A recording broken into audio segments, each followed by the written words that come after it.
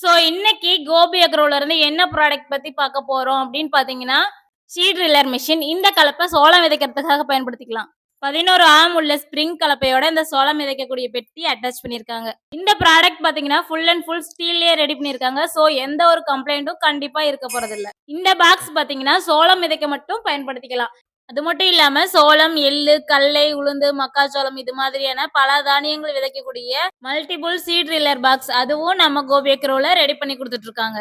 இப்ப நீங்க பார்த்துட்டு இருக்கக்கூடிய கலப்பை பாத்தீங்கன்னா, எல்லா கம்பெனி டிராக்டர்ஸ்க்குமே கண்டிப்பா சூட்டபிளா இருக்கும். இந்த சோளப்பெட்டி பாத்தீங்கன்னா 1 2 எக்கச்சக்கமான ப்ராடக்ட்ஸ் நம்ம கோபி அக்ரோல இப்போ அவைலபிளா இருக்கு. இந்த பாக்ஸ்ல பாத்தீங்கன்னா சோளம் மிதிக்கும் போது அதோட டிஸ்டன்ஸ அட்ஜஸ்ட்மெண்ட் பண்ற விதமும் ஸ்பெசிஃபிக்கா பண்ணி குடுத்துருக்காங்க.